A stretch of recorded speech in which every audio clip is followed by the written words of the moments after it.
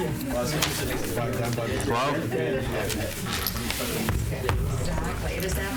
we live?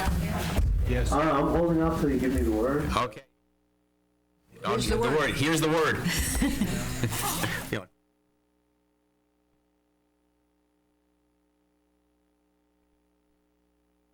Good evening. My name is Stephen Weiss. I'm the chair of the Community Preservation Committee. We are here for our annual public hearing tonight. Here tonight are some of our committee members: Stephen Gazzillo, Beth Green, Don Holland, James Jones.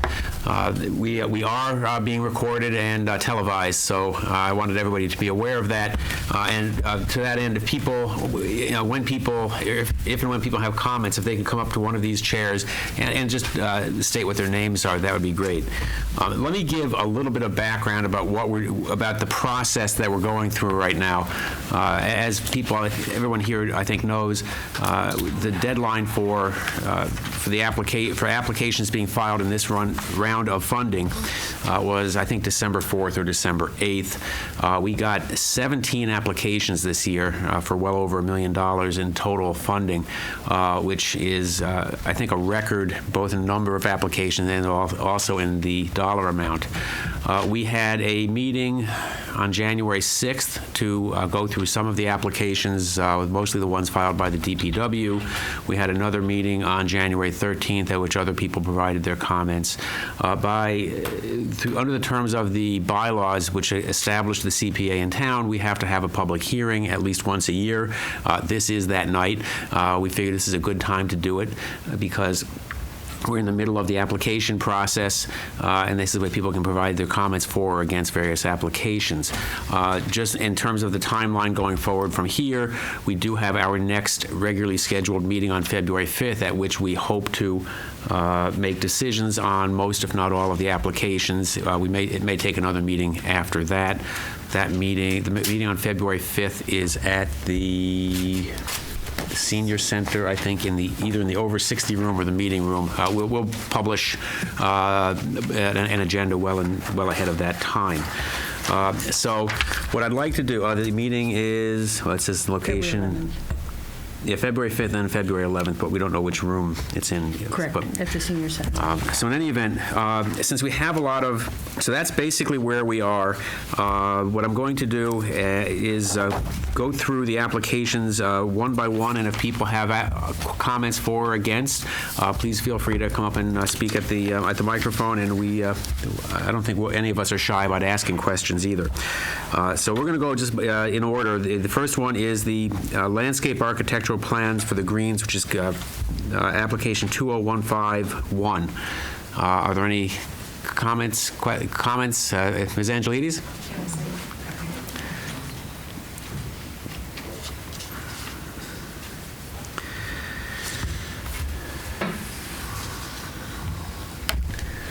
Marie Angelides, 199 Tanglewood Drive. I'd like to speak in favor of this project.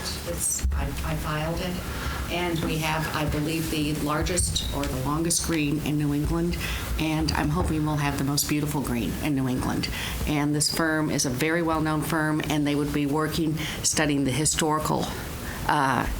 of the green, and also discussing it with residents in the area. So it would be a project that everyone in the community would be able to contribute towards, and then slowly build through it for the years. Thank you for considering the application. Thank you. Any questions from any of the members? Would the plan include how it might get funded after the design is complete? No, that would be something that the town would decide, whether it was private funding, we'd do some raising, or if it could be put in the budget. I know there is a line item for planting trees, but this would just be the plan that we could build on it, or as the architect said, we could actually adjust it as the years go on and decide what phases we were going to go into. So he would have phases on it. And one of the things is also he would give us a plan of planting trees along the boulevard. And I know we do plant trees as they come down or they need to be replaced, and this would just give us a plan to move forward, but there's no funding attached to it. No, I guess let me just clarify again. Mm-hmm. So the architect would not be identifying potential funding sources outside of the town? No, that would be something the tree committee and other groups in town would have to look at. Okay, thank you. Thank you. All right. further questions? All right. Thank you very much. Thank you. Since we have 17 applications, yeah, time is brevity is great. The next one is application 20152. This is to digitize building department plans. Is there anybody here who has comments one way or the other on this one? All right, then we'll pass on that one. The next one is the preservation of personnel payroll records. This is application 20153.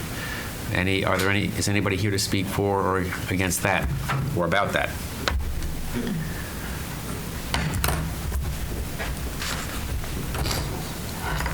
Good evening, members of the Commission. Stephen Crane, Town Manager for the Town of Long Meadow. I guess I'll take the two at once for the sake of brevity and efficiency. This committee generously funded an archiving project for the clerk's office last year.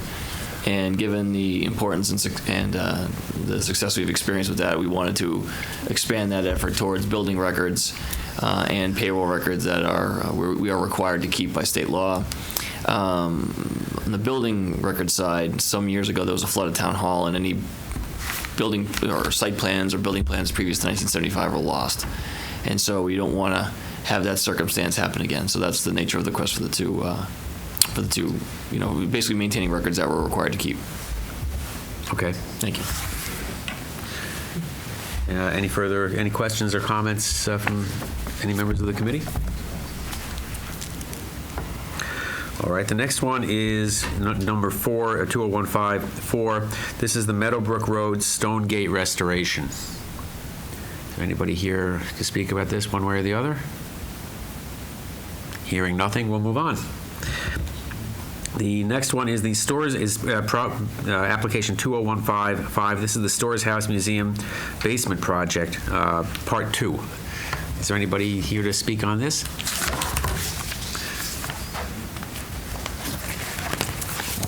Betsy McKee, 60 William Street. This is a continuation and hopefully completion of the first 2 phases for the Stores House Museum to add some of the things that we weren't able to complete with the last phase, namely some more flooring and some archival monitoring equipment like light meters and data loggers that measure temperature and humidity in the building. All right. Are there any questions, comments from anybody else here? I guess I have a couple of questions. One is this would finish off the basement. Yes. Then, correct? Yes. Is there something? Is there a next phase of doing renovations in the building that you're thinking about at this time? It's an old building. I'm sure there'll be something, but nothing that we have planned at the moment. Okay. I know we funded the roof repair 2 or 3 years ago. The furnace, and then this is the archival space. Yeah. We've covered from the roof to the basement. That's right. Well, the That's roof, right. I think I was in the building before the roof was done, and you could see through the roof. You could see daylight. It was in significant need at that time. All right. Does anybody else have any comments or questions? I'm going to stay for the next one. Yeah, might as well stay. Yeah, you might as well. The next one is 20156. That's the Long Meadow Cemetery Restoration Project, Phase 3. Ms. McKee? Also what we believe to be the final phase of the old gravestone restoration portion. We hope to eventually do some restoration on one of the iron fences in the future. But this is the last phase of the stone repair work. We've identified stones that were either in deterioration or were in danger of falling. So they've been identified by the gravestone restoration expert. So we have, I think, all the ones identified that were tilted, leaning, falling apart, or otherwise precarious. And I can say I've been through the cemetery. I know I've said this before, but the before and after is pretty remarkable. And in fact, for anybody who's watching or who wants to look on the Cemetery Association's website, which if I recall correctly is longmeadowcemetery.org, Yeah. it has before and after pictures that show what's been done over the last 2 years so far. Yes. It's pretty remarkable. So They've done some amazing work. Is the same firm Yes. doing it that would be doing it this year? They are the experts in redstone repair, which is largely what we're doing. Okay. Any further questions or comments? Then thank you. Thank you. The next one is number 20157, the Stropel and DePippo Fields Rehabilitation and Restoration Project.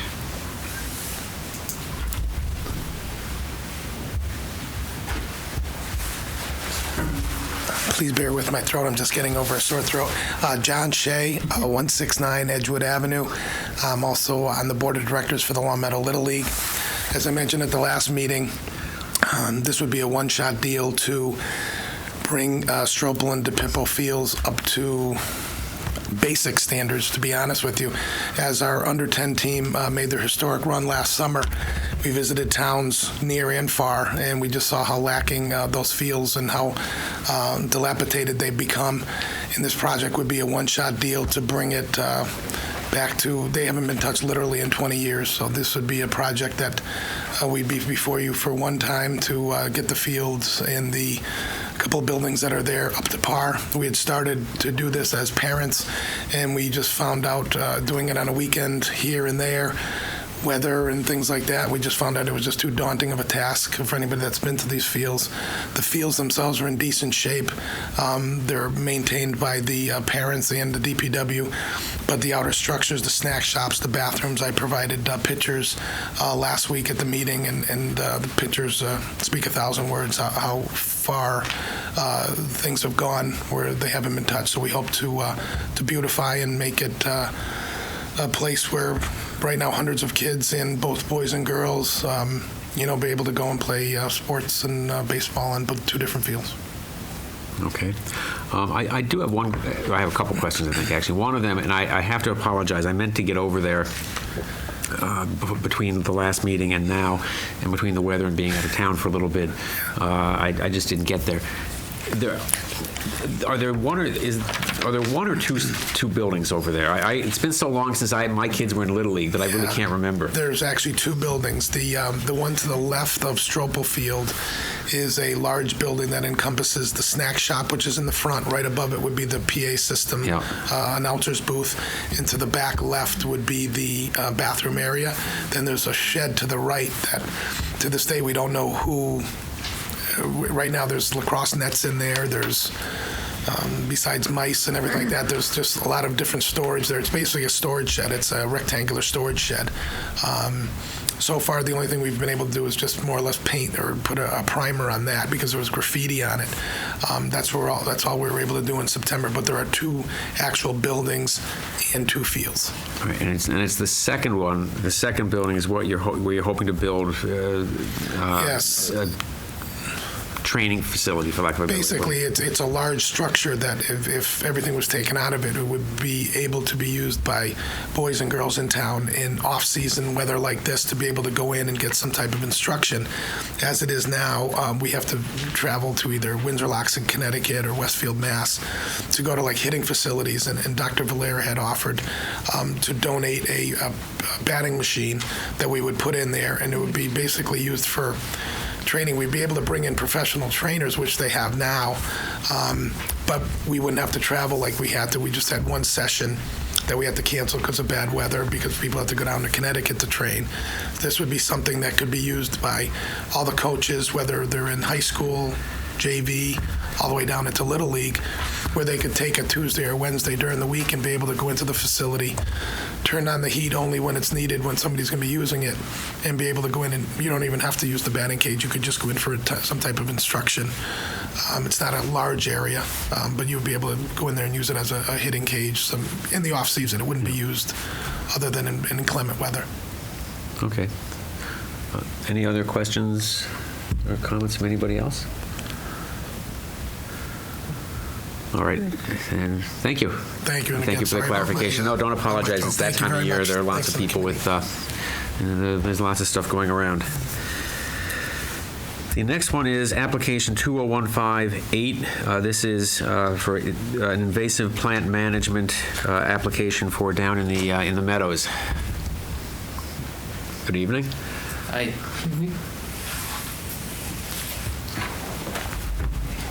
David Dumay, 76 Sheffield Avenue. And I'm Al Laxo, 162 Crescent Road, Chair of the Conservation Commission. Good evening. Good evening. So basically, as you guys are aware, we're trying to get funding for removal of invasive species for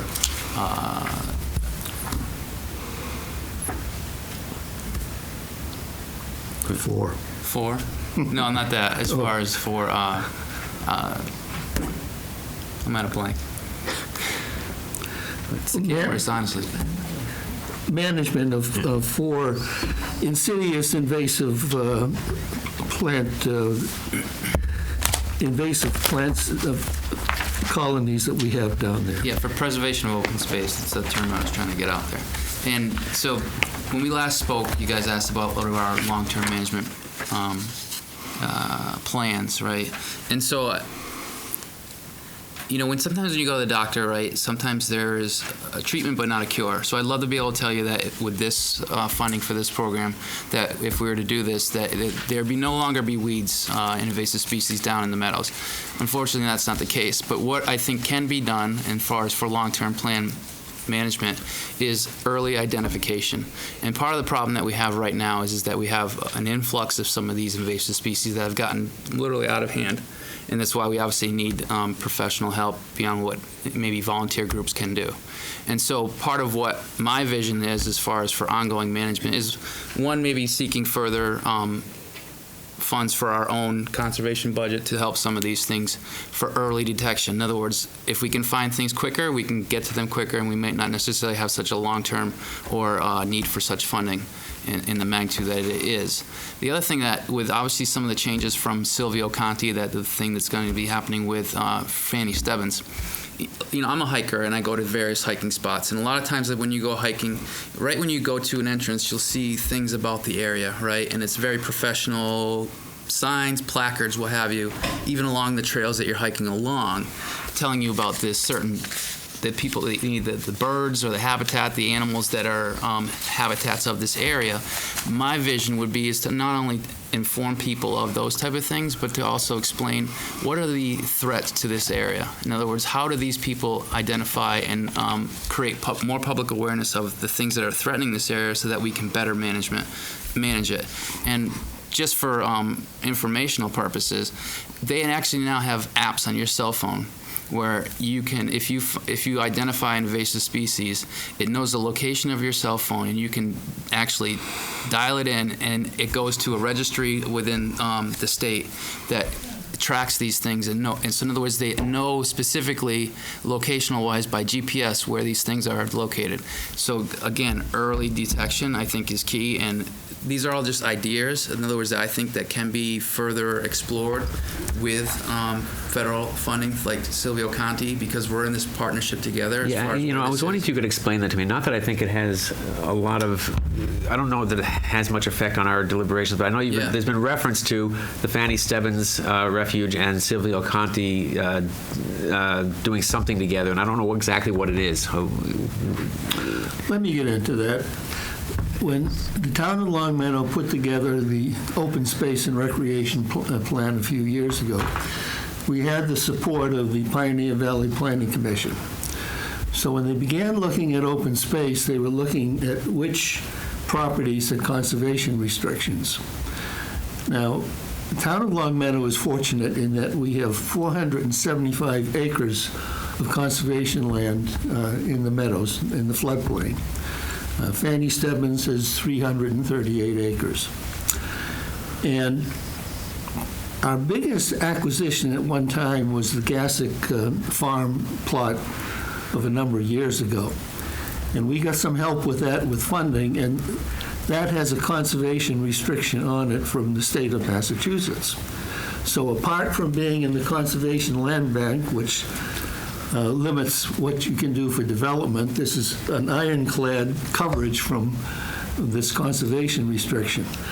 So when Pioneer Valley Planning Commission started talking to the Fanny Stebbins people, asking questions about that, we said, no, we don't have anything like that, and we don't need that because it's going to be kept as a wildlife refuge. And so then the questions were, well, what happens if you people run out of money or disband and the developers come in? So the Fanny Stebbins management, the Allen Bird Club is the parent of that, began looking at a number of options of getting involved with permanent conservatorship. So the Silvio Conti, which is basically working on a big swath on the Connecticut River, is already in the area, and that's part of the United States Department of the Interior. So when they began talking with those people, there was a meeting of the minds, so that there was agreement that the Allen Bird Club would deed over the Fanny Stebbins at no cost, and that it would be run by the U.S. Department of the Interior, and that Fanny Stebbins would continue to have a Friends of the Fanny Stebbins, basically the Board of Trustees, that would continue to be involved with that. Oh, okay. So where that stands is that if you look at the map of conservation land and Fanny Stebbins, it's like a jigsaw puzzle, because the boundaries go in and out, and there was a great problem trying to come up with the clear deed transfer. So they're still working on that. So it looks like that's a long-term ways off, so that the Fanny Stebbins people continue to be involved. Okay. Now, in terms of, we have letters of support from the Board of Trustees, from Fanny Stebbins, and from the U.S. Department of the Interior that recognize the importance of managing invasive species. So, you know, we're in this together. Okay. I have a question. As we discussed at the last meeting, this is the 3-year project, and the main idea is to try and eradicate as much as possible several of the invasive species, including the Japanese stiltgrass. Is that correct? That's one of them. And that's the one, is it the Japanese stiltgrass that's very thick vine and is choking the trees or pulling down the It's the trees? bittersweet. That's the bittersweet. Bittersweet. Okay. One of the concerns I have is after the 3 years, unless there's continuous funding, there are going to be some of these plants that are going to continue to thrive and come back, basically. Mm-hmm. And have you made any plans for funding after the 3 years? Not at this time. However, we've talked about that with Politan Ecological about ongoing. And, you know, we agree that with a collaborative effort, if we could try to solicit volunteer help so that Politan would agree to provide the technical expertise to say, here's the bad stuff that you need to pull up. So we would certainly look forward to that. You know, the problem being is trying to get volunteer assistance, you know, to do that sort of thing. Now, in the past, we've had Boy Scouts that have come to our Conservation Commission meetings looking, you know, for project-type work. So there are options like that. But right now, it would have to be something on a volunteer basis unless some funds were to be able to appear from someplace. UMass has a good school for arborists. Perhaps you might want to contact them for a class project. I don't have a problem for the 3-year funding. The problem is afterwards, and that's my concern. Thank you. Well, and I think by way of history, go ahead, Mr. Jones. Just a small question. I'm looking over your stiltgrass control and bittersweet controls, and a lot of it is just volunteers doing this work. I mean, here you have weed whacking, Japanese stiltgrass, $1,800, follow-up, $500, so on and so forth, over 3 years. Do you have all these volunteers? Most of that would be provided through the Politan Ecological that we've been working on for the last year to develop this project. John's here. Oh, Chris here too. Because if you don't have these volunteers, these grasses are going to proliferate. If you have, Yeah, I didn't think there was. excuse me. Well, that's what. If you have any comments, could you please come up to the Yeah, it would be microphone? helpful if you Because come this up to the mic because is we're being televised and recorded. And identify yourselves. Sure. Chris Politan, Politan Ecological Services, and Joan Dealey with Politan Ecological also. Good evening. There are no volunteers in the first 3 years. It's just my company working on these invasives. The nice thing about the stiltgrass is that it's fairly non-technical with the weed whackers, repeated weed whacking. That's, as I think you correctly surmised, it's not going to eradicate the plant. It's going to be an ongoing effort. The nice thing with the stiltgrass, though, is that you can go on and continue with volunteers into the future. And I just wanted to address, not to go on too many topics at once, but just the maintenance program.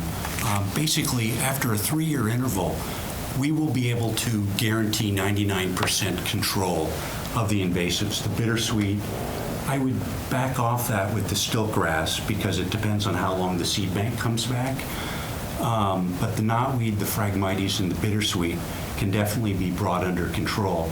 But as you know, if you don't control that last 1% or 5%, a small fraction, they're going to come back to those within a decade. You'll come back to those levels that you want to avoid.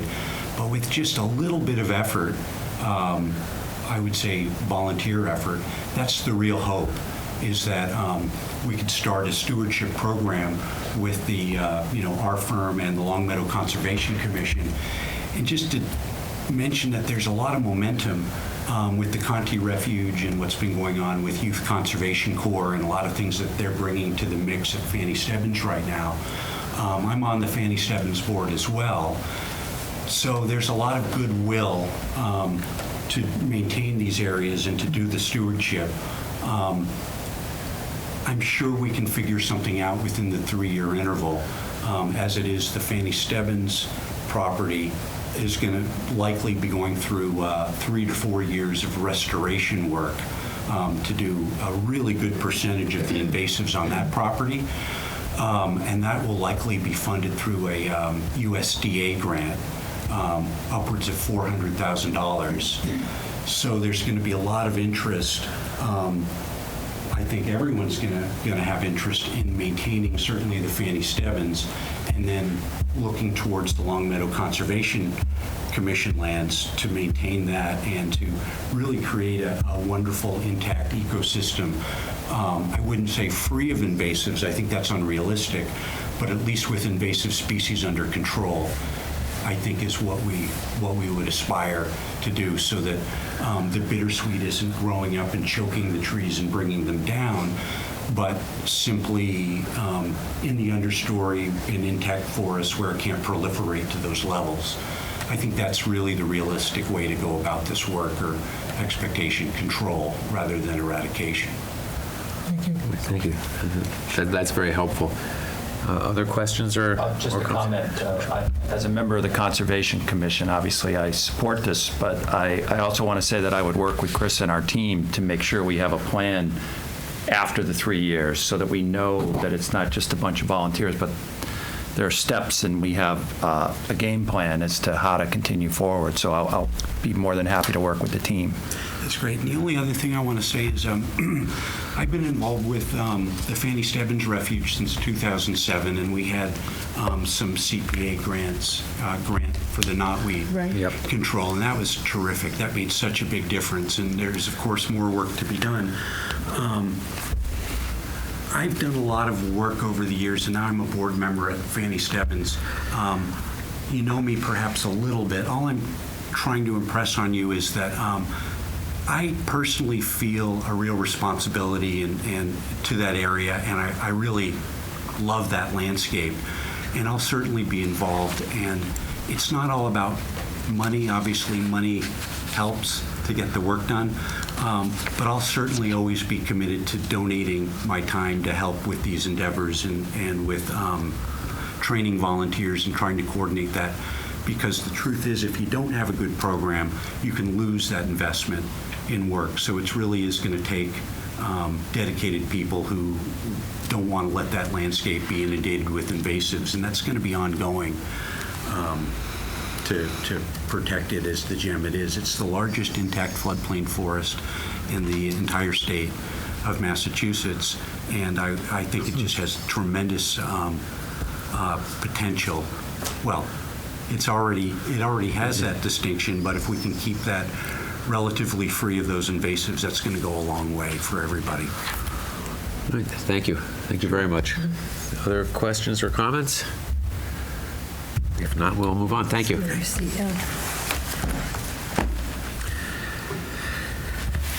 The next one is application number 20159. This is the Storrs Library handicap access and front step repairs. Is there someone, and what I may do is, since we have, if I recall correctly, 4 applications addressing the library, should I just open this up to comments on all 4 of them at the same time? Since this is the application for the Storrs Library sidewalk and driveway improvements, the Storrs Library service ramp and step repairs, and the Storrs Library window replacement.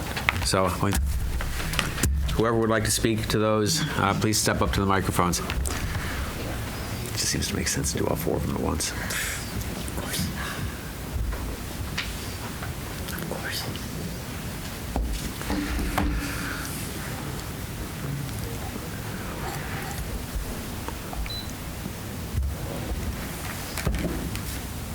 Are we getting a... I'm hoping. We didn't have a very good... I know it. We had it on earlier. I think it just takes a few minutes to come up. But Karen Kappeman, Library Director at Storrs Library. Good evening. Once again, I'm Stephen Crane, Town Manager. Just go ahead. Why don't you... No, don't dim lights. Just wait until we actually... Oh, here we go.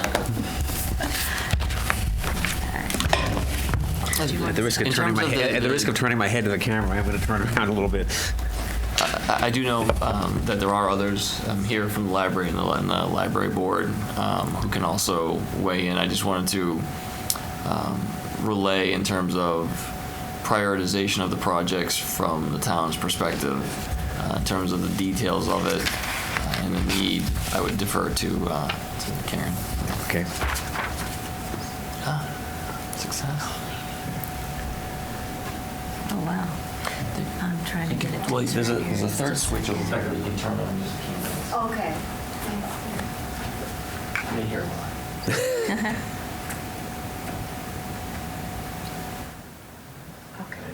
Oh, perfect. Okay, I'm trying to get the picture a little bit bigger. There we go. So last year we tried to show you pictures, but it didn't work out. But this year we have our technology worked out. So this is a picture of the ramp just a couple weeks ago with ice buildup on the ramp that we were trying to keep cleared off. This is a constant problem with the slope of the ramp, that the water drips down onto the ramp surface, and then it does freeze up there. Oops, did we go to sleep? There we go. Again, this is a corner. This is one of the sharp 90-degree turns in the ramp that also has an area that has been patched over with concrete, as you can see, that raises up in the wintertime and causes a tripping hazard besides the ice that is there. Again, more ice on the corner there. This is the driveway. There are obvious needs there. There are roots coming through the driveway. They're causing it to buckle and split. And then the DPW has done a great job trying to keep it patched, but those patches are temporary. They're not a permanent fix. This is the sidewalk that is falling apart. Big holes in the sidewalk that are periodically patched, but then they come out because of the weather and scraping from the snow blowers and that kind of thing. More driveway, more sidewalk. Not very attractive for the historic district of town and for one of the historic landmarks of town, the Storrs Library. Again, the ramp, the issues are that it is narrow. It has up at the top there, you're going to turn right and you cannot see where you're going to go, and you cannot see if anybody else is coming down the other way. As you turn the corner, here's right up before you turn the corner, still cannot see anything. As you turn the corner, this shows the narrowing of the ramp and the sharp turns that you're going to have to make to get to the front door of the library. just, again, just some more of the logistics of the ramp. I know that many of you have been to the library and you are aware of the structure of this ramp. And we have had numerous complaints about the ramp. We have people who have written letters. I have a couple of people here today who are willing to speak if you'd like to hear their comments about the difficulty that people have getting up and down the ramp. And I guess our main concern is that we have safe access to the library for everybody who would like to use the library. The library has resources that are available for all of the population of Longmeadow, from the youngest child to the oldest citizen. And so in order for them to be able to access these safely, we'd like to be able to provide a safe ramp for them to use to come out. At this time, maybe turn it over to a couple of our, Jean Maziarz is a staff member who unfortunately earlier this year ended up with an injury that caused her to end up having to use an assistive device to get around for a period of time. So she ended up experiencing the ramp in a way that she never had before, and that experience prompted her to write a letter and want to be able to speak about the issues that she encountered. So if I could turn it over to Jean. Absolutely. Can I ask you a question before you? Sure. On your project for the ramp itself, you have two options for heating elements. Yeah, we would recommend we would recommend. I think the application includes the funding for the electric coil heating system, not the liquid glycol. And I know when we talked about it at the previous meeting, it took us a while to latch on to why a heated ramp. It seemed luxurious, but they are used. We've done some additional research. They are used in many other places very effectively, and with the ramp being heated, you get a more library personnel can turn on a switch. You can install a switch. They can turn it on either before they leave if they know there's going to be an ice storm like we've had, or a freeze thaw with the temperatures, or they can turn on when they get there in the morning. And what it does two things. One, it saves a lot of time in terms of getting the ramp ice-free or snow-free for customers and personnel, but it also drastically reduces the amount of ice melt you would need to use. And now, they used to use salt, like calcium chloride, which eats concrete, and that's why you have, we've stopped using that for many years, but the damage is already done here. But the other thing is it just makes a mess of the building. The ice melt gets tracked in, and so a heated ramp is the additional, I think, like $9,000 and change for the heated ramp, I think will really make a big difference going forward. Although, if I'm looking at this correctly, there's That's an option. It's not included in the. It's not included in the application itself. I think it is, because if you looked at the estimate, and unfortunately I can't open that file on my I'm having technical difficulties with my tablet. But if you look, if memory serves, the funding request was for like 130,000. 139. The estimate from Reinhardt said the construction was 129, and we had a discussion of what's the extra 10,000. It's the ramp. It's the heated ramp. So the application amount includes the heated ramp. Okay, got it. So it's just that answers. So mystery solved. Well, so it is really 130. I had written that it was 129 because of the addition, Yeah. but so really the application, it says the $9,700 for the heated ramp. It says not, option B, not included in the application. It really is. It really is included, yes. So I apologize for that. No, it's the reason we have these meetings is to clarify. Yeah. So that's fine. Yeah, and like I said, I think this is a great place to deploy. I don't think we have any others in town. And I think it's a good place to test it out, because I think in future buildings you could see but I mean, it's definitely needed here. You just don't want to make the investment and have the ramp through freeze thaw, especially when you have downspouts. I mean, when you have downspouts going right through that, and maybe we'll rectify that through reconstruction, but it just seems like for a relatively small amount of money, it seems like a good investment for the reasons I stated. So I will. I have one last question before you go. As someone who works a lot with Americans with Disabilities Act and facilities, I would just like to know, is you have 4 projects listed, and if things are to be phased in, would this be the highest priority? Yeah, I think, and I don't want to jump ahead too far, but in terms of the project list, if I can just address the prioritization. Sure. We have, from my perspective, from my recommendations and priorities, the ramp project, ramp and stairs, the Stores Library, the community house retaining wall, and the center school ramp and stairs are priorities 1, A, B, and C. The needs of the library, the other 3 projects, the windows, the stair and ramp on the back side, and the sidewalk and driveway project are all greatly needed, but this is truly a high priority for the reasons you just stated. One of the things we are doing, and we can continue to discuss this with the committee, because we know funding is limited, and those 3 projects I laid out are by far the highest priority of the list. For example, the driveway could either be deferred, or we could split the sidewalk and maybe for a small additional amount attach the sidewalk to this project, because we're going to be out on site doing a lot of concrete work. We could get an estimate, we could revise the estimate. We didn't want to change everything after we'd already submitted the application, but we could certainly amend or add to this project, maybe do it in-house, or maybe see what a change order would cost us and come back to the committee once this project is out to bid.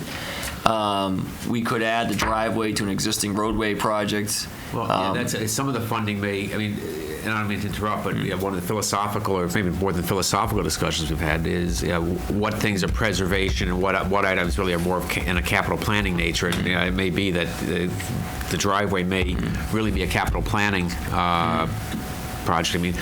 We can fund, as you know, we can fund certain things. A smaller subset of what capital planning can fund. So it may be a balancing act. Yeah, my view philosophically on that is when it comes, especially when it comes time to touch a historic building, which all 3 of the priorities I laid out do, and all these projects do. The terrace and balustrade at the center school, while not as much of a safety issue for children and teachers as the ramp and stairs, still is a historic preservation project. And I think you've heard me say this before, philosophically, these buildings all belong to the townspeople. And Community Preservation Act funding also belongs to the townspeople. And that's why I feel like it's a sensible merging of those 2 resources versus, say, historic preservation of a private home where the taxpayers' money would go into. And there are times where that's a good use of those funds, but I feel like the needs on these historic buildings are great. Historic preservation is subsidized because you can't do what you want to do with the building. You are subject to design review oftentimes, and that's why subsidies go along with historic preservation, or tax credits. And of course, we don't pay taxes, so we wouldn't avail ourselves of those. So I just philosophically, I think that we have a very strong case that the resources that are available through the Community Preservation Act are a good fit for these town buildings. Another concern that I addressed 2 meetings ago, and that is that the DPW is overseeing the project, and DPW already has 3 outstanding projects that it hasn't completed over the last 3 years. And it also has to oversee the Glen courts, tennis courts. That's a lot for the DPW to do. And actually, for what it's worth, and I don't mean to interrupt, I think the tennis court project is actually not going to be DPW at all, as it turns out. We will have some field oversight, but the same firm that did our peer review of our specs, we've also intend anyway at this point to continue our relationship with them to do field clerking of that project, because they are kind of just do some field oversight. I hear what you're saying, and we do get a lot of work done, and not every project needs someone there all day. Like one like this, it's a staircase and a ramp. We want to certainly make sure that the forms are set up properly and all those other steps. But I'm confident in our team's ability to get the requested work done. Like I said, a lot of the work is contracted work, and so it really is just oversight by our town engineer and the engineering staff. Which 3 projects didn't get done? One has to do with the boiler. Could you explain what the problem is going with the boiler at the community house? The community house boiler was done. The boiler was replaced, and the zones were installed. But due to what I think they call it a water hammer, cooling condensation that goes through the pipes and hits the zone valve and makes, quite honestly, a heck of a racket. They have manually opened all the zone valves because otherwise they have to hear panging all day, and it's loud. And now all old-fashioned steam heat radiator systems have some level of noise. I grew up in an old house, and so they all make some level of noise, and they're dings and things like that. But quite simply, just the level of engineering that went into it up front just wasn't sufficient. And we are in the process now. In fact, I am meeting with the contractor next week to review. We had our on-call engineer, Reinhardt, go back, diagnose what was going on, and recommend some fixes. So we're going to go present those to the contractor and see what level of responsibility they have for that. But unfortunately, sometimes jobs just don't go the way you think they're going to go, and that was one of them. Like I said, I don't want the major part of it got done. I mean, very little work that was funded remains. It just the work that was funded wasn't scoped right, and that's on us. And obviously that's something we're trying to be better about. And I think you saw from the applications, there's a substantial amount more of information, specifications. Instead of having kind of contractors do back of the envelope drive-by plans, we committed ourselves to going the extra mile and having our on-call architects and engineers and our in-house engineers develop accurate scopes of work for these jobs, so we don't have these issues going forward. So that you're right. I mean, the community house, but we are on it, and we are moving forward on it, and we will certainly present our findings from our meeting next week at a future meeting. I don't blame you. Your organizational skills are superb. You're great for the town. DPW has lagged in many respects. Mm-hmm. Another one is the playground, where there was supposed to be a rubber surface put down. Mm-hmm. And no rubber surface has ever been put down. No money's been returned. And we also have the trail that was going to, the walking trail, so to speak, that was going to be the senior center that's no longer going to occur.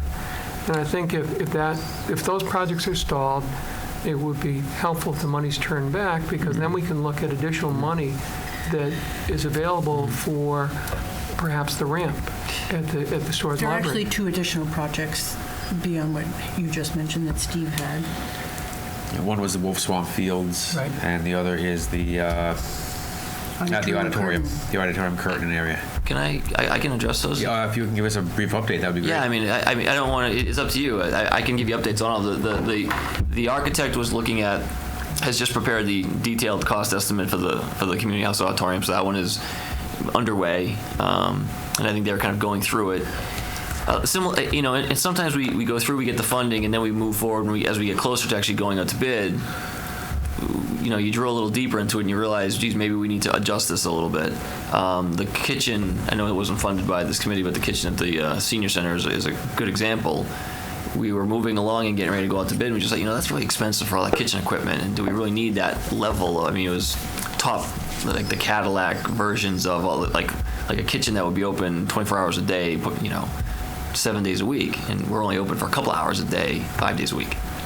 And so we went and then, went back and said, we just don't need this level of equipment. So we went back and got still great equipment, but just not that high level, saved $20,000. So going back to the specifics of the project, the walking trail one, that project, aside from the walking trail project by itself, there's a group of citizens and the Council on Aging Board of Directors have been engaged in through the town, have been engaged in a site assessment and of the existing senior center, and it was done by Pioneer Valley Planning Commission. They made some recommendations, and the recommendations were either renovate the existing Greenwood or pursue a new facility in Turner Park, back where I understand there was a restaurant by the pond. The people of the COA Board of Directors elected to pursue the new facility at Turner Park as their first choice. and just go and find out how far they can push this effort. What we've asked is, we were virtually days away from bidding the walking trail project. I mean, that was, in fact, when we had our meeting with my weekly meeting with DPW, I said, I'll hold off, and he's like, oh, it's just, we're just about to give it to our purchasing director for advertising. It doesn't make sense to necessarily invest that money if the senior center is not going to be there. And so we, along with Faloka, who had originally applied for it, said, let's hold off on that until if it's going to be at Turner Park, we may get an application for a walking trail at Turner Park rather than Greenwood. So that was really, the lack of that project advancing was really not a function of DPW. It was really a change in a direction for the Council on Aging. And then, what was the third one? I'm sorry. It was the auditorium, the Wolf Swamp Fields. Well, Wolf Swamp Fields, that's done. I mean, they did that. The DPW did that work in-house, and we bought sod and rolled it out. Because we got an interim report that, there was an interim report that I think said that nothing had been expended or nothing, and not much had been done. Maybe between the time the interim report was done and now it's. Like I said, we took out the clay and did a lot of the earthwork. We did all the earthwork in-house, and I think they rolled the sod out in November. Oh, well, then maybe we just need to get a final report on that. Yeah. Okay. Wasn't there supposed to be rubberized mat? No, That was the playground that was the at center playground. school. Yeah, this is. And I'm not sure what happened with that. Yeah, I'm not sure what happened with it, but I thought there was that change was made by either the parents who sponsored it or the school department. I think it was the school department, but the Wolf Swamp Fields one was to reconfigure the playing fields at Wolf Swamp Fields so that there would be more lacrosse and soccer fields and less baseball Turn fields. a couple of softball fields into lacrosse, multi-purpose lacrosse soccer fields. And like I said, that from what I understand from my grounds department, that one's all done. Well, maybe if we get a final report on that one, that would help. Just have to wait for the grass to come in. Something. Yeah. It would allow us It to would help close. us to close something out. Yeah, and if there's money left over from that one, and and it sounds like there may be, then that money becomes available for other projects. I think we literally need to watch the grass grow before we can say we're closed out on it. Fair point. Because it was rolled out. The sod was installed in mid-November. Okay. And so we haven't even seen if it's going to take yet. That's a very fair point. Yeah. Okay. So I hope that helps. And like I said, we are not perfect. The DPW is not perfect, and we certainly have made some mistakes. And the community house boilers is one that we're going to have to accept that just didn't go very well. Like I said, I've made some changes internally in terms of our process and how we prepare for these applications to not only not put us in that position again, or hopefully avoid that to the greatest extent possible, but also put you in a position where you're much better informed. Community house, are you allowed to put PVC piping? Are you allowed to substitute existing piping for PVC? Because PVC would allow the knocking problem. I think we wanted to avoid we want to find the most cost-effective option. Mm-hmm. And there were several recommendations. Truthfully, it's I read the report, and you can fill a thimble with what I know about HVAC, but drain traps that would get the cooled off water down out away from the zone valves and then returned back to the boiler and install a system like that. And it's not inexpensive. And I don't want to get too into specifics on details of scope and cost, and because we really haven't sorted it all out with the contractor or the engineer, but we are going to try and make that project right. So it's unfortunate that it worked out that way. It was, I will say, disclaimer, it was scoped and all applied for before I got here, but my responsibility is to make sure that we get it right. Mr. Chairman, in fairness to the folks from the library, could we get back to? Yeah, we did get a little bit of feel, but we did ask. So, is it Ms. Maziarz? Yes. Yeah, have a seat. And welcome. Hi, thank you. I'm Jean Maziarz, the Youth Services Director at Storrs Library. And as Karen said, in this past September, I injured my foot, and the difficult access to Storrs Library was I had to face, and I had submitted a letter before. I don't know if any of you had read it, but basically what I say in the letter is that, prior to my injury and having, using an adaptive device to get into the library and being, somewhat handicapped, I really I know that there's, rotting in the windows, there's cracks, it's long, but I think it never affected me, so I didn't think it was so bad, really, as I say in my letter. And then all of a sudden, I really felt what other people must be going through, the elderly, moms with baby carriages. It's a very difficult access. And as part of my job, I'm carrying things in to work all the time, snacks, craft supplies for children's programming. And it was really difficult, even though I was on a wheeled device. And, so I could hold bags. It was so difficult to get around the corners and to get up that long ramp. It was exhausting. I had to really limit my access to the library once, in and out once a day. That was it. I wasn't going, doing errands, going to meetings in other places. It was exhausting to have to deal with that. And I think it finally drilled the point home to me when one Saturday, one of my family members needed a book, and I thought, okay, fine, we'll check to see if it's if it's in the library. Well, I looked it up on the computer on the online catalog, and Storrs Library had it, but also the East Long Meadow Public Library had it. And I, as a staff member, I'm probably ashamed to admit this, but I went to East Long Meadow. Their access is so much easier. And I just felt like all of a sudden, if I'm doing that, the people in our town must be doing that. And that's just, it's not good.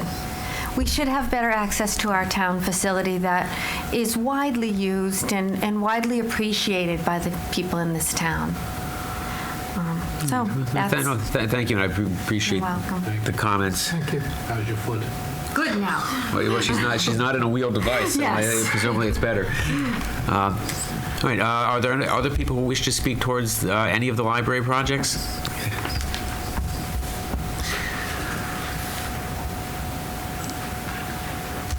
Good evening. My name is Rose Sullivan, and as a patron and volunteer at the library, I'm here as an advocate to say that, and I won't sugarcoat it, what's going on there is hazardous. It is very dangerous. And if any of you frequent the library, you don't need to look at pictures to know that this is a problem. As a volunteer, I'm not saying that carrying snacks is nothing, but as a volunteer, I'm going up that ramp along with my other fellow volunteers with heavy, heavy sewing machines and ironing boards and any other equipment that we're bringing in there at night to do projects to raise money for the library. And this is an ongoing thing that we do all year long. Needless to say, I haven't used the library for a very long time. It's just in recent years that I've started to frequent the library. And this is not just a book annex. And it's not like other libraries in the area, because I've been to the East Long Meadow Library, I've been to the Agawam Library. But if you have a chance to go into the library, or even wait outside for when the bell rings at Center School and the school lets out, those kids don't walk, they run to the library, because they know in the Discovery Room there's a place with computers, they do their homework if they need help. Jean is there to help them. Other kids are there to help them. The kids behave. They're not unruly, and they stay until it's time to go. So I just want to emphasize that this is not something where they're asking money that only goes to a select few. The library services everybody in town, and I would have to say, I'm just saying this off the cuff, that I wouldn't be surprised if it is the highest volume as far as visitors to any one particular place in town other than the Big Y. And that's, what I have to say. The only thing that I will add, and these are hypothetically speaking, if your child tripped and fell on the broken sidewalk and fractured a wrist or knocked out a tooth, how would you feel? If one of the residents slipped and fell on the ramp and broke a hip, how would you feel? there are a lot of what-ifs that can be prevented without waiting for it to happen, to do something. These conditions did not happen overnight and will only get worse without fixing them the right way the first time. Okay, so I thank you for listening to me. Thank you. And thank you. Thank you. Could you talk about the windows? Because that is one of the... Also, Mr. Foster, I think, has something to say, if you don't mind. No, go ahead, and I'll cue up my pictures. Richard Foster, 29 Captain Road. It would be hard for me to surpass what Rose just spoke to you about. My sentiments are exactly what she just said. I apologize for getting her so late. I was at my grandson's concert tonight, so I'm a little bit late getting in here. I supported this project last year, and unfortunately, it didn't get pushed on through. I personally have gone up and looked at the ramp. I inspected the ramp. I've checked the grades. The ramp is insufficient. It's out of code. So many deficiencies. I believe I've talked to the chairman personally on this issue. I plan to fully support this from the select board this year with 100% support for all the projects, Storage Library. I believe Ms. Sullivan just said, I believe it's likely, except for the schools, it's the most visited facility in our entire community. And I would ask that your board get very serious consideration and support for the wonderful institution that we have with our library. Thank you. Thank you. Mr. Humbertson, I'm going to let Ms. Capman go first again, because she's been sitting there very patiently, but I won't forget about you. Unfortunately, hold on just a minute. That doesn't look like the library. There we go. All right. So I do have some pictures of windows here at the end of my... Okay, so here's the first window. Let me turn it sideways here. Oh, that doesn't help, I guess. If I can expand it just a little bit, you can see on the right side of this window that you can see all the way through to the outdoors. This is one of many windows like this that do not fit properly in the window frame. Let's see, here's another one that down here on the right corner you can see through to the outside. And another one on the left corner you can see through to the outside right there. We also have windows that are broken that cannot be opened, that we have signs on that say window broken, please do not try to open. There's another one. Yes, the windows are not efficient, obviously, and it's a very large building that we're trying to heat and cool, and it's basically going out the window. So, all puns intended? Yeah, yes. So that is another project that we have submitted that is going to need to be addressed at some point. Okay. And the ones that you showed here are the original windows from the building or the new ones as well? New meaning 23-year-old windows, yes. They're the new side of the, well, we still call it new, but it is the addition side. From the addition side? Yes. On the original building, on the old side, those windows are the double hung also, and what has happened with those is the top can't be pushed up all the way to close, and because they've swelled, and so they're stuck in a certain position where you've got a gap at the top of air coming through all year round. We also have a mouse problem, and we've had bats in the library as well. And I mean, basically, we're leaving the door open for them. So both sides of the building, the original side and the addition, have issues with the windows. So they really all need to be redone. Okay. Thank you. Thank you. Mr. Humbertson, did you have some comments? Yeah. And then after that, I think we'll try to move to the other projects. Sure. And if we maybe we can get the lights back on again.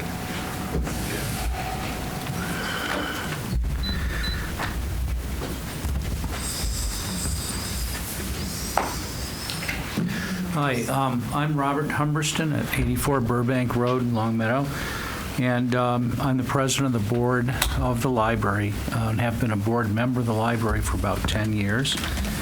And I really can't add too much to the discussion except that with now 17 board members of the library, We have all examined these issues over the last several months, and I can just simply tell you that the board unanimously has supported the grants as they've been proposed through Karen's work.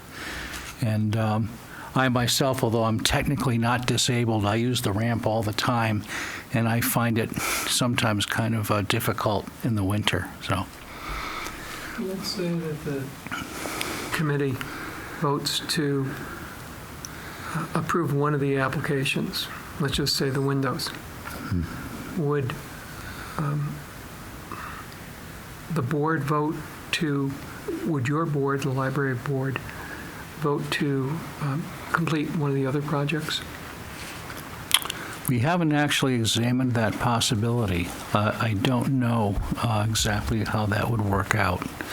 I know that the board's been, very supportive of the need for all these physical changes. I don't know. The building does belong to the town, so it is the town's responsibility. The way I understand it, the building itself is owned by the library. The building owned by the and town. that parcel is owned by the town. The 9 acres behind it is owned by the library. That's correct. And the Storrs House is actually owned. The Storrs House itself is owned by the library and leased to the Historic Society for $1 a year, or something like that. If I have it correct. It's very complicated. But that's being said, it implies that the exterior and interior of the actual building itself is the responsibility of the town as opposed to the library board per se. Yes. Correct. Okay. Thank you. Thank you. Thank you. Thank you very much. All right, the next one is the Community House Retaining Wall and Exterior Steps, Project 2015-13. Mr. Crane.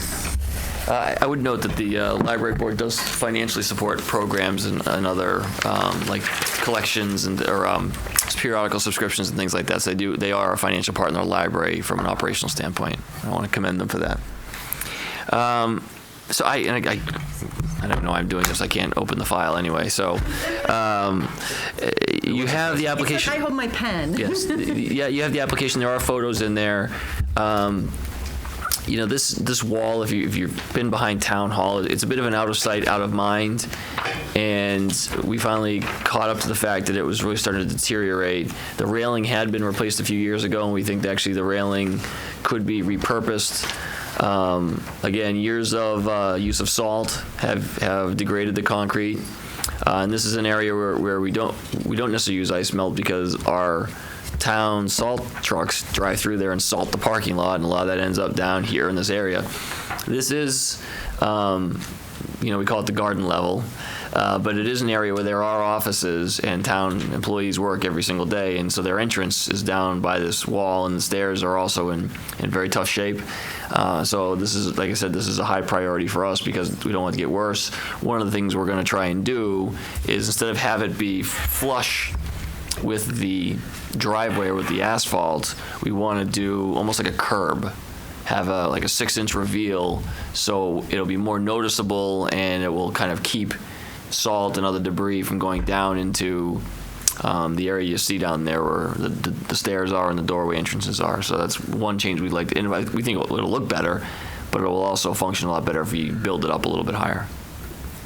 So I sincerely hope the board will fund this one as well. I had a question because one of the issues you raised when you spoke last time was in terms of the railing, that sometimes vehicles bump it. And my question was, is this railing sufficient to really deal with that? Or is there another kind of railing that might be more appropriate if, in fact, your concern is that somebody's going to put the railing and end up with one tire down in the area? I would say it's sufficient so far. We haven't pulled the car out of the area that I'm aware of. Parking's tight there, but there aren't any parking spaces really directly. People sometimes do park directly near it, but most times people aren't really parked near it.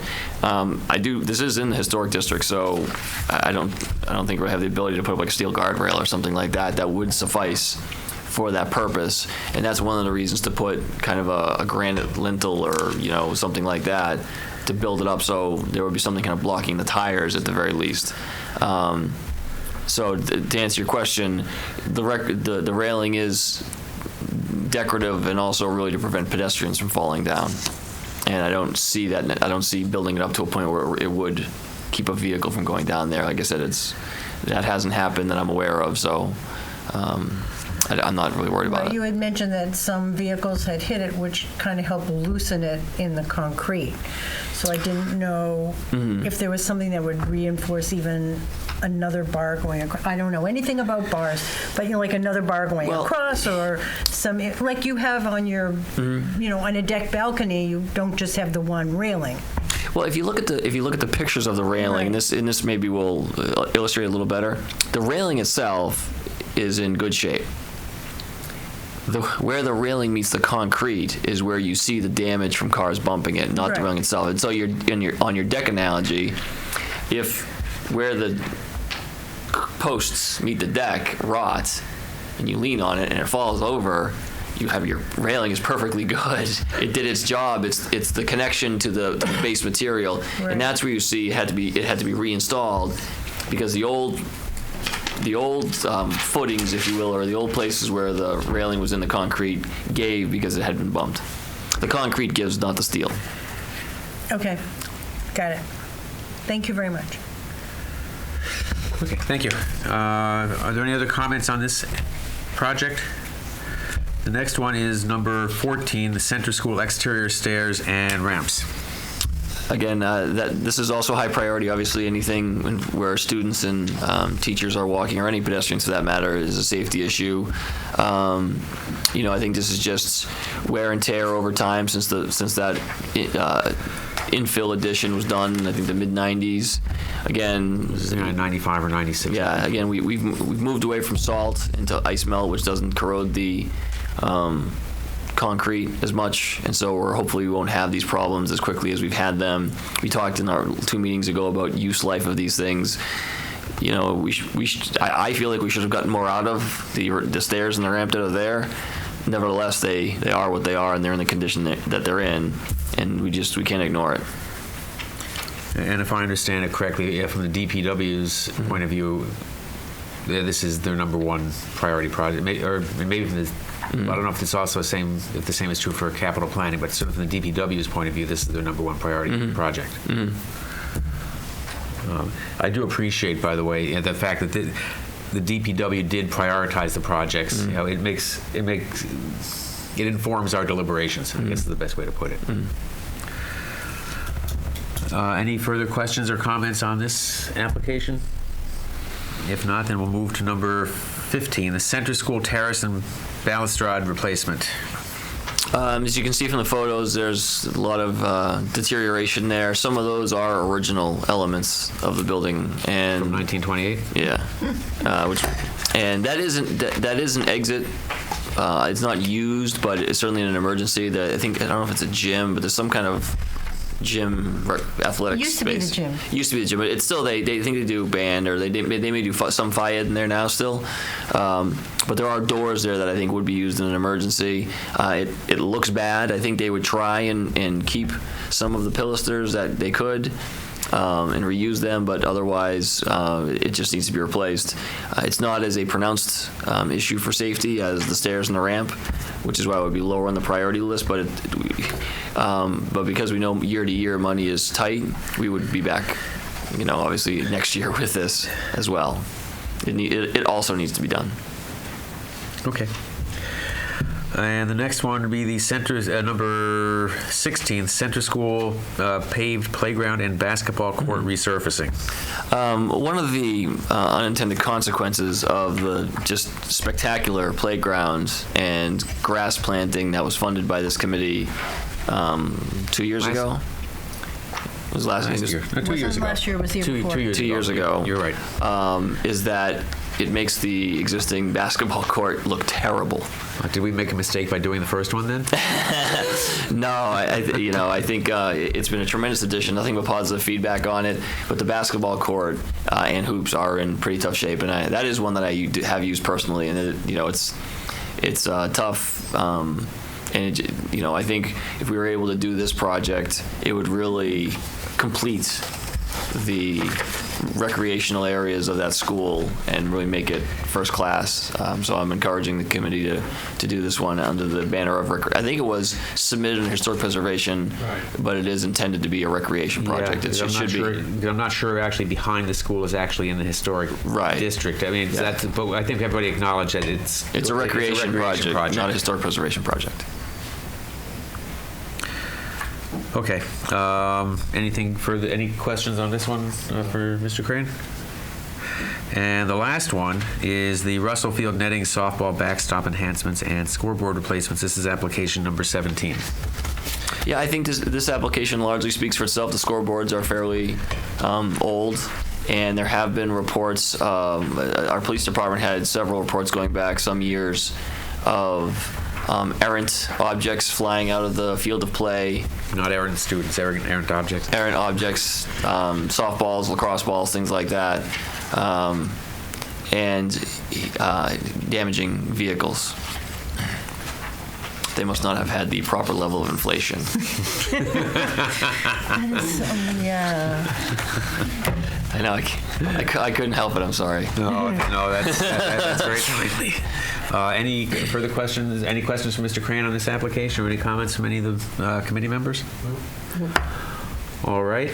Are there any other comments in general by anybody?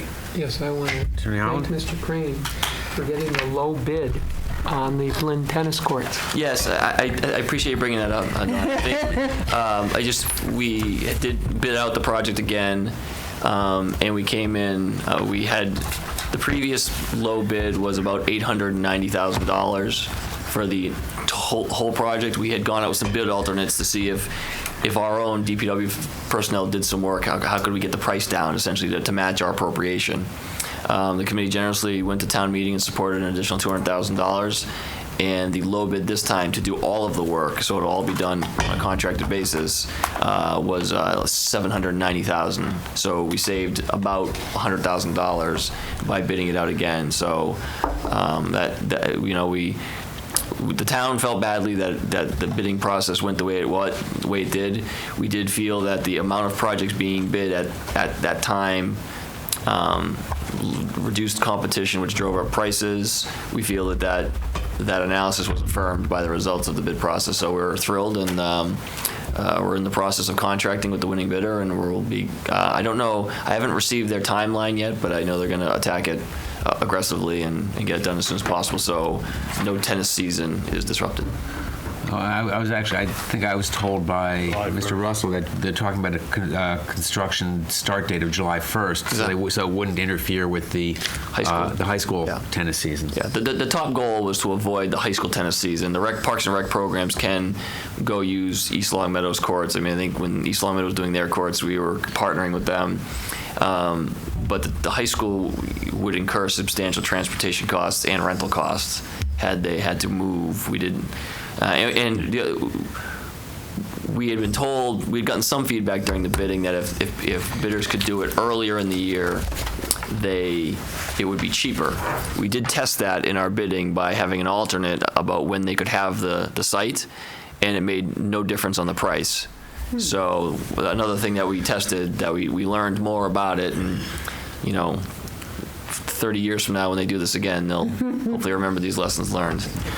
No, and I, as I said before the meeting, this result sort of validates the discussion and the deliberation that took place in September, October of last year when these bids came in so high, that by redoing it, getting some more money, number one, and responding to the market, but also rebidding the project has paid off. And it's going to. It now sounds like this one's going to get over the finish line this year, which is pretty gratifying. So, are there any further comments or questions from anybody else? If not, I since it's a public hearing, I don't know if procedurally I need a motion to adjourn, or whether I can just call it, but I'd entertain a motion to adjourn. Motion to adjourn. Second. All in favor? Aye. Any opposed? We're adjourned. Thank you very much, and we're done. We're done. We're done. Thank you, Elsie.